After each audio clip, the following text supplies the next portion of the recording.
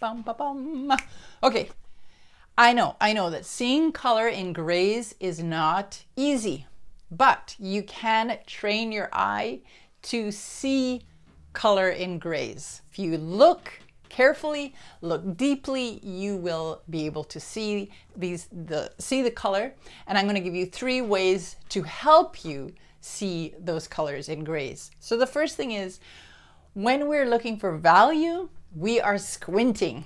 Squinting is your friend, as I always like to say. But when it comes to seeing color, we want our eyes wide open. And I say this too because sometimes we're kind of concentrating and focusing, and all of a sudden our eyes are closing, so we're seeing less color. So we want to keep those eyes open.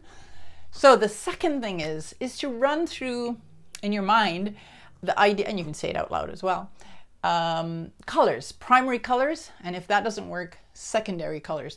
And I like to sort of just think about the colors and looking at the grayed color and go, does that resonate at all?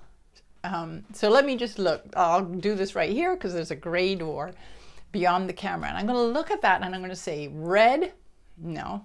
Blue, no. Yellow, yeah. So I kind of feel like there's a yellowishness to that gray.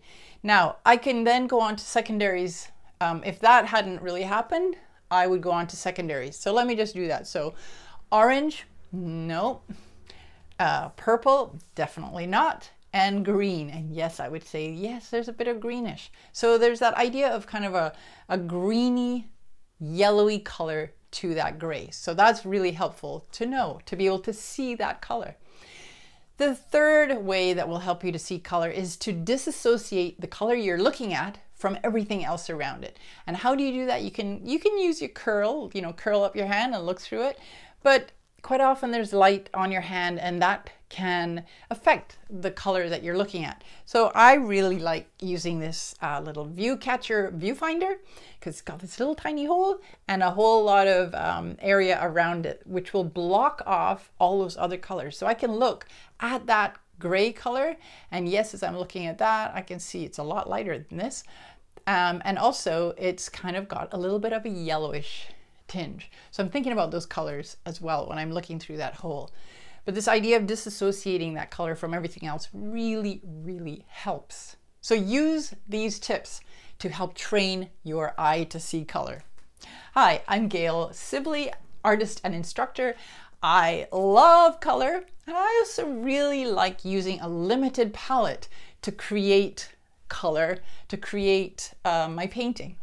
In this demo, I'm going to show you, I'm going to take a sort of kind of grayish picture. Most of it is gray. There's one part that isn't, but it sort of has a grayishness to it. There's not a whole lot of obvious color, but of course I'm going to use color in place of those kind of gray areas.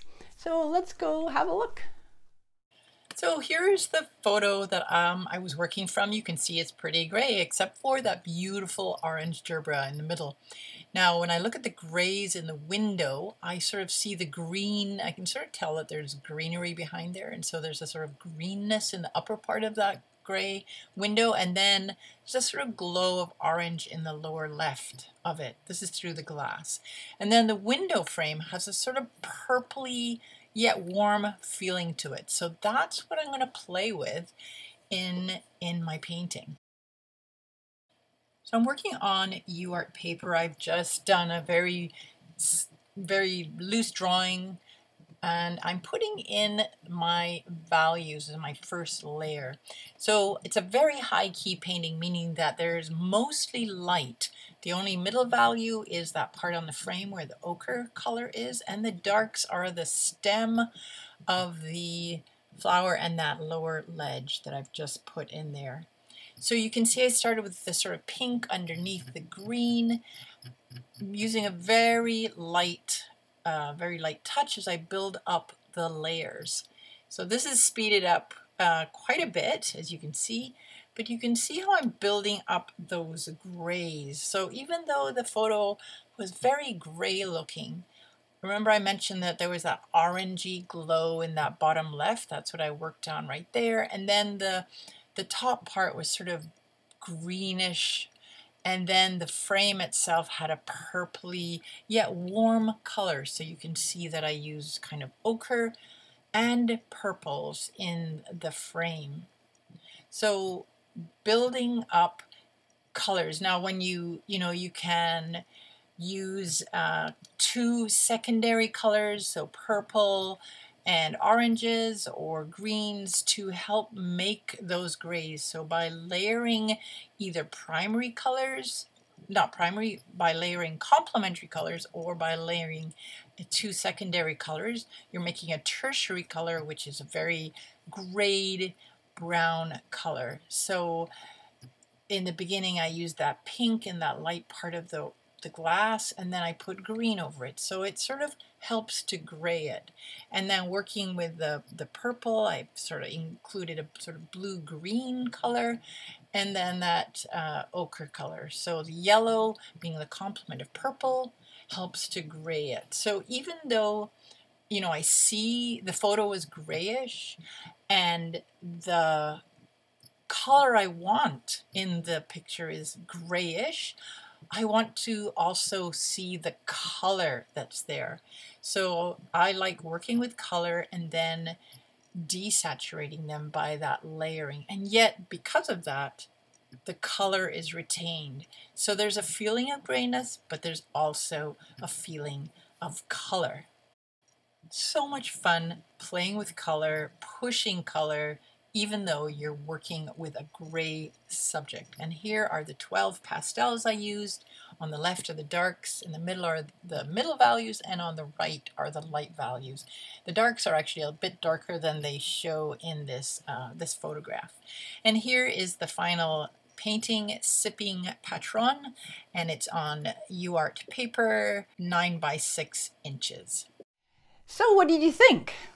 Did you think I used some color in those grayed areas? You can see how I could see color in those grayed areas, and so I use those colors. Now, I'm wearing a grayish shirt.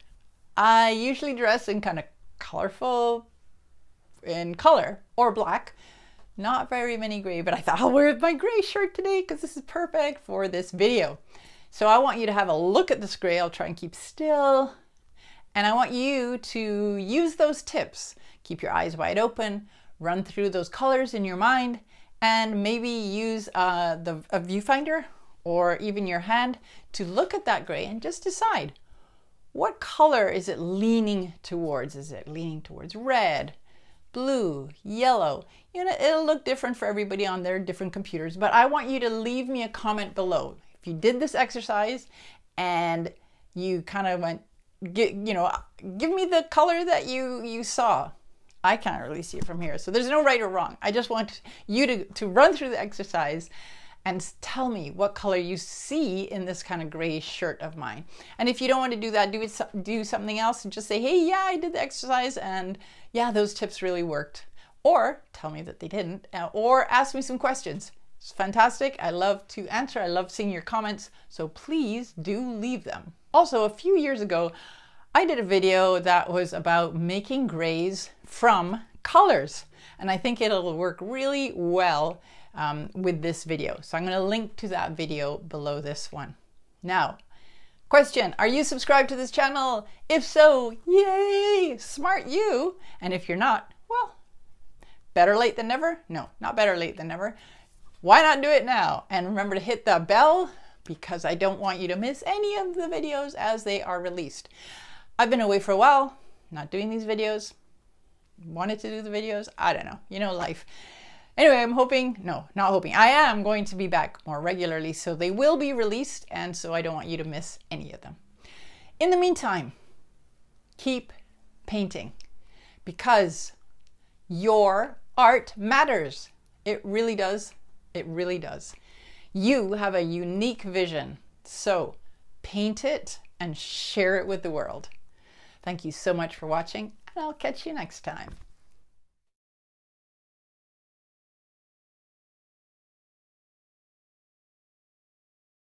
See color in grayed areas. So seeing that color in those gray areas.